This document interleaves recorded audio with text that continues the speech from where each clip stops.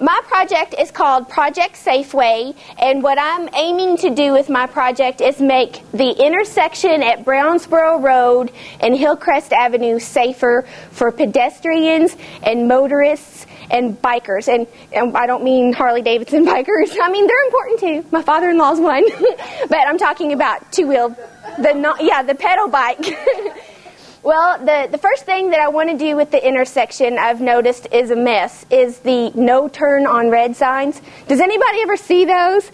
I try, but half the time I miss mine on my street, because when I pulled up at and I have a picture for this, I don't know where it is in the program, but I pulled up to my stop sign. Oh, those are my wonderful neighbors. And these are the people that I want to do this for, because these children love the library.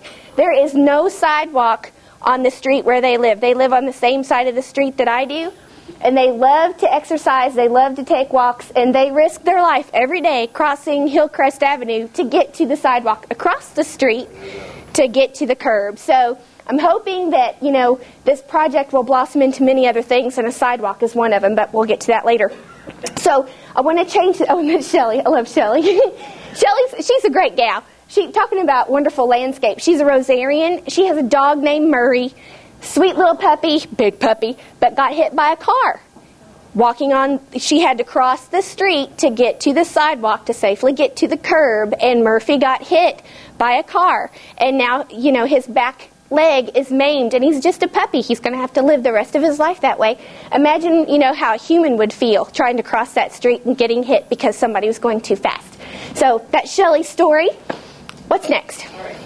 This is all out of order, but that's okay. Okay, I don't even know why I included that. Has nothing to do with my project. We'll skip that one.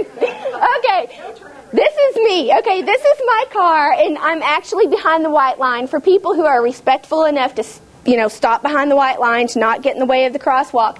I'm at the stop light. And that is my viewpoint of my no turn on red sign. So obviously that needs to come down, and I think this pedestrian crosswalk thing needs to come down off of that pole, and I'd like to put it on the cables right next to the stoplights so people can actually have a better view. Oh, I'm not supposed to turn on red. Good idea. Okay, so that's the first thing that I want to do. The second thing that I would like to do, and this is my driveway. When I back out of my driveway, the curb is like right here. If people turn on red, I'm going to get hit one day. That's not going to feel good. So that's another reason why I want to change this. But you'll notice this is my street, and there's no sidewalk. I want a sidewalk right here. There's a sidewalk over here. We should have one too. Yeah. So anyway, the next thing I'd like to do, this is Brownsboro. This is Hillcrest. If you turn there, my house is over here. But Brownsboro Road is like crazy fast and crazy busy during rush hour. So what I'd like to do is I would like to have turning arrows on these stoplights, because, turning arrows help people not risk their life trying to turn left someplace. And this traffic is really bad, so I'm thinking, wouldn't it be great if we just had some time to get to where we're going without having to risk life and limb to get there? Because a lot of people, I'm sure that there are crazy accidents here, and I believe a pedestrian got killed at this intersection as well because of crazy traffic. So put the no turn on red signs up here, turning arrows up here, and then the third thing I want to do, see these curbs? Over across the street, this curb is really bad. I think I have a picture. It has my dog in it. But this is somebody's driveway, but this could be made better with a sidewalk. But this curb over here is really awful. It's all crumbly and it's unsafe to stand on. And not to mention, it's very low to the street. I think it's crumbly because so many cars have run over the curb and not known it. So what I want to do is I want to get these curbs rebuilt to a standard size. So if some crazy motorist goes around the corner, if they hit that curb, they're going to know, I should slow down, So that's the point for my curbs. So how am I going to do all this? Well, first of all, I wrote a letter to my neighbors. 100 letters. Use the library. Free copies. Love the library. So anyway, I hit the streets and I distributed these letters. And with the letters, these nice neighbors, they're calling me back and they're giving me input. I had some say, Having a turn signal at the Brownsboro junction would save my wife from going out of her way to avoid having to turn during rush hour. I had another neighbor write and say, sidewalks are too narrow, too dark and dangerous. I have nearly been run over several times while walking my dog. And then, of course, Shelley, she gives me kudos all the time because she loves her dog, and whatever I do to help her dog, she just really appreciates. But anyway, so these letters have gone out to the neighbors. So I'm slowly hearing some responses back from my neighbors. I distributed these during Thanksgiving when everybody was gone. So I'm slowly hearing back from my neighbors. But I want to have a meeting. And I feel really empowered because of Neighborhood Institute, because you hear all these great city leaders up here, we will partnership with you and we will work with you. And I'm like, yeah, buddy, you don't know how. You're going to have to prove that one. So I'm going to set up a meeting with my neighbors and the neighborhood leaders, and hopefully, the neighborhood leaders will see how serious we are by all the people showing up, and then all of my neighbors will be encouraged by the neighborhood leaders showing up. And I do have a list for those of you who might have a meeting. Of course, we want to invite Tina Ward Pugh. She's our Metro Council member. Charles Cash of Planning and Design. Sean Dykes is a wonderful guy. I love him. He's in our neighborhood, and he's like a transportation extraordinaire, so he's going to be there.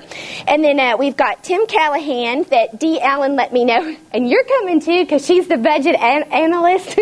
So she's going to go, yeah, we could really use some money for that. So Tim Callahan, he's with Road Paving Projects. Chris Phillips, he's a designer. Ted Pullen, he works with Public Works and Assets. Our lovely, esteemed Pat Brinson, our president of our neighborhood association. Don't underestimate the power of a neighborhood association. You have a meeting with these neighborhood leaders, you've got the power of 200 plus people behind you. You will get something done, because Crescent Hill gets it done. And then, of course, Melissa Mershon, she made a big impression on me, too. By the way, she was saying, you don't come with pitchforks and torches when you have problems. You come, cordially and wanting to partnership with these people, and you will get things done. So I'm going to invite those people. How I'm going to get them all together in one building, I have no clue. But I think I'm going to feed them, because preacher says feed them and they will come. And then, of course, we're going to have some door prizes of some sort. Not really sure what yet. But that's my plan, to get all these together. And if you want to just kind of flip through some more of these pictures, this is my curb that I'm talking about. And, you see how low it is to the street. And you can just see those cars just run over and over that curb again. And this worries me, too, because this tells other people at that curb, they don't care about their street. I'm going to throw my cup out. Now, a litterer is going to probably throw something out, whether it's pretty or ugly. But, you kind of see these landscapes around town. It's like there's not very well taken care of, so there's a lot of litter there anyway, and it doesn't get picked up. So aesthetically, it's important, too.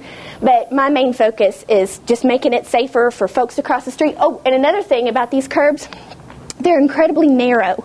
So, like, if I'm walking, I feel sort of safe. But if I'm with friends, or if I'm with my lovely dogs, if you want to flip, I don't know if I have another picture. Oh, I don't. Well, that's okay. But anyway, 2 minutes? Okay. So if I'm with my friends, then, that's one thing. But if I'm with my dogs, I'm like, hold on to it with a death grip so they don't go out into the street and get hit. Not to mention, if you have children and you're walking to the library, where's the stroller? It ain't behind you.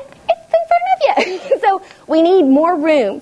And folks with disabilities, like wheelchairs, scooters, hover-rounds, those curbs are not big enough to accommodate those folks. So I think if we talk in terms of safety, we'll be able to get a lot more done.